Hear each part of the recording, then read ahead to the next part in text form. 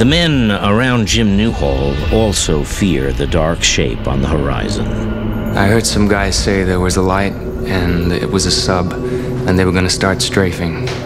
So I figured if they did start strafing, they'd strafe where a group of people were. So I swam out by myself.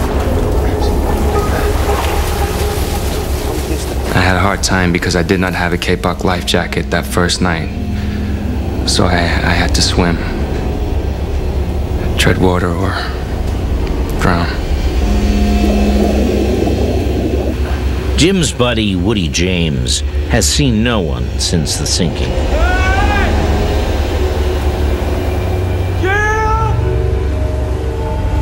I was shouting my head off when guess who answered me?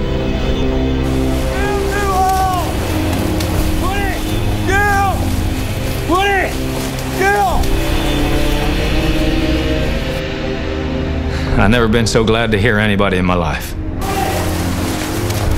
Being together improves Woody and Jim's chances of survival, but their situation is still dire.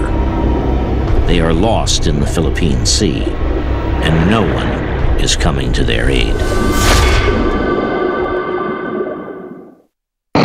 This is July 30th, it is over 100 degrees.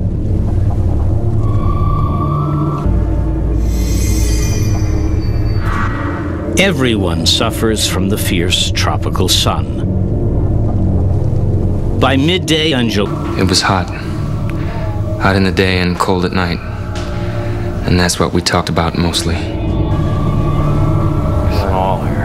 It was bright. And it was hot.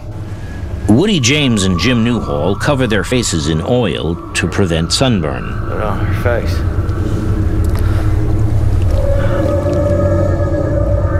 Some men's eyes become hypersensitive to the glaring reflected light.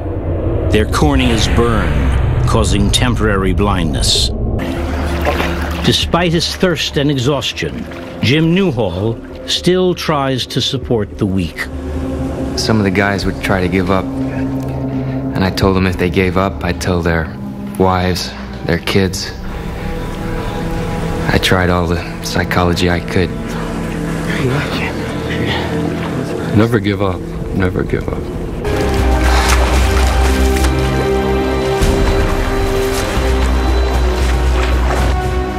They dropped survival gear and a little rubber raft. Jim and I tried to swim to it. Jim made it, and I didn't.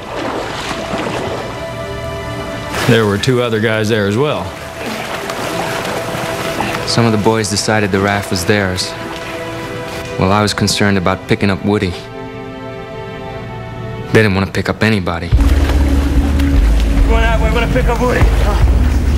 And he said, okay, you guys. Well, we're going over to get Woody. And you guys are going to do the paddling by hand. And if you don't, something's going to happen with this oar that you ain't going to like. Eventually they agreed. We went back.